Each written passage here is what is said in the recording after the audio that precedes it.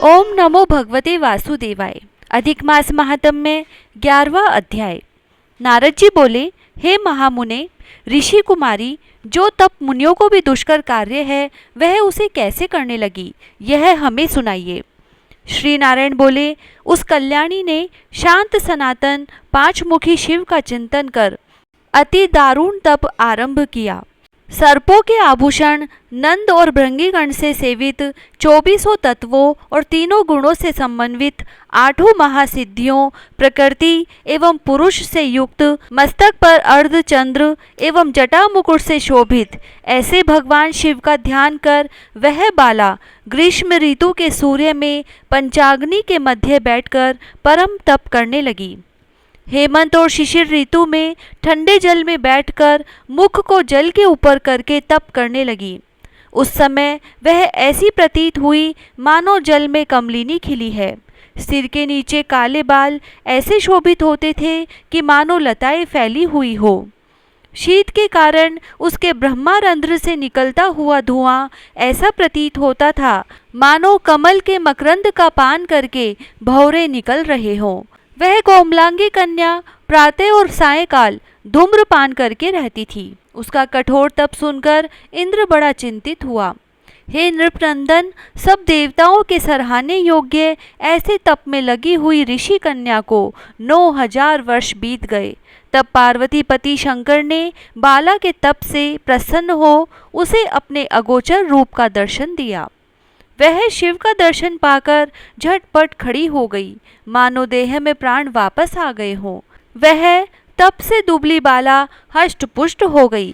हवा, धूप और वर्षा से पीड़ित वह कन्या शिवजी को अत्यंत प्रिय लगी।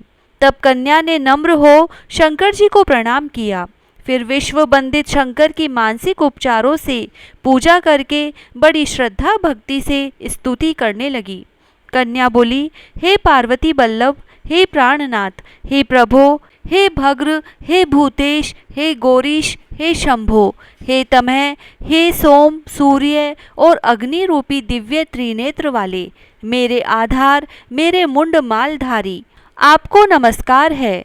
अनेक तापों से उत्पन्न पीड़ा वाले, व्याधि से युक्त इस घोर संसार रूपी सागर में डूबे हुए दुष्ट काल रूपी सर्प की उग्र दाढ़ों से डसे हुए प्राणी भी आपकी शरण में आकर मुक्त हो जाते हैं। हे विभो, आपने बाणासुर को अपनाया, राजा अलर्क की मरी हुई स्त्री को जीवित किया। हे दयानाथ, हे भूतेश्वर, हे चंडीश्वर, हे भवत्राण, हे मृत्युंजय, हे प्राणनाथ, हे दक्ष यज्ञ के विध्वंसक, हे शत्रुओं के नाशक, अपने भक्तों के जन्म मरण रूप बंधन के नाशक, आवागमन के मिटाने वाले, हे सृष्टिकर्ता, हे प्राणपति, हे पापहारी, आपको नमस्कार है। श्री कृष्ण बोले, हे युधिष्ठिर, मेधावी ऋषि की तपस्विनी पुत्री मन और वाणी से शिवजी की स्तुति कर शांत हो गई। ऋषि पुत्री के महाउग्र तप से युक्त उसकी स्तुति को सुन शिवजी बड़े प्रसन्न होकर बोले, हे तपस्विनी, हे महाभागे, तेरा कल्याण हो। मन इच्छित वर मांग, मैं तुझ पर प्रसन्न हूँ, चिंता मत कर। हे राजन, महा आनंद में मग्न हुई कुमारी प्रसन्न हुए शिव के ऐसे वचन सुनकर बोली, हे दीनानाथ दया सिंधो, यदि आप मेरे ऊपर प्रसन्न हैं तो मुझे मन इच्छित पति दीजिए। हे प्रभो, देर मत करो। हे महादेव, मुझे पति दो, पति दो, श्रेष्ठ पति दो। मैं पति मांगती हूँ, इसके अतिरिक्त और कुछ नहीं चाहती। ऐसा कहकर वह चुप हो गई। महादेव जी यह सुनकर मुनि कन्या से बोले, हे मुनि कन्या, तूने जो कहा है वही होगा। तूने 5 बार पति पति कहकर वर मांगा है, इसीलिए हे सुंदरी, तेरे 5 पति होंगे। वे सब शूरवीर, धर्मवेत्ता, साधु, सत्यवादी, पराक्रमी, जवान, अपने गुणों से विख्यात, सत्य प्रतिज्ञ, जितेंद्रिय, तुझे सब सुख देने वाले और सभी गुणवान राजकुलोत्पन्न होंगे। श्री कृष्ण बोले, शंकर जी के ऐसे वचन सुनकर वह कांपते हुए बोली, हे उमाकांत, ऐसा अनीतिपूर्ण वर देकर मेरा संसार में तमाशा न बनाए, क्योंकि एक स्त्री का एक ही पति होता है। 5 पति वाली कोई स्त्री कहीं भी न देखी है और न सुनी है। हाँ, यह संभव है कि एक पुरुष के 5 स्त्रियां तो हो सकती है, हे शंभो, आपकी आराधिका होकर मैं 5 भर्ता वाली कैसे हो सकती हूँ? हे कृपानिधे, ऐसा कहना आपको शोभा नहीं देता। मैं आपकी हूँ, अतः आपको ही लज्जा आनी चाहिए। कन्या के ऐसे वचन सुनकर शंकर जी फिर उससे बोले, हे भीरू, इस जन्म में तुझको पति सुख नहीं मिलेगा, परंतु तेरे अगले जन्म में जब तू अपने तपोबल से अयोनिजा अग्निकुंड से उत्पन्न होगी, तब तू पति सुख को प्राप्त परम पद को पावेगी। तूने मेरे प्रिय स्वरूप दुर्वासा का अपमान किया है। हे सुभ्रु, यदि दुर्वासा कुपित हो जाए तो वे तीनों लोकों को भस्म कर दें।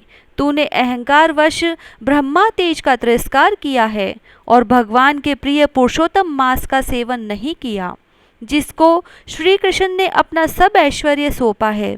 हे बाले, मैं ब्रह्मा से लेकर समस्त देवता और नारद से लेकर जितने तपस्वी लोग हैं, वे सब श्री कृष्ण की आज्ञा का पालन करने वाले हैं। उनकी आज्ञा का उल्लंघन कौन कर सकता है? हे मूढ़ कन्या, दुर्वासा के कहने पर भी लोक पूजित मास तूने नहीं पूजा, अतः हे द्विजात्मे, तेरे 5 पति अवश्य होंगे। पुरुषोत्तम मास के खंडन करने से अब यह टल नहीं सकता। जो इस मास की निंदा करता है वह उसके विपरीत फल पाकर घोर नरक में जाता है।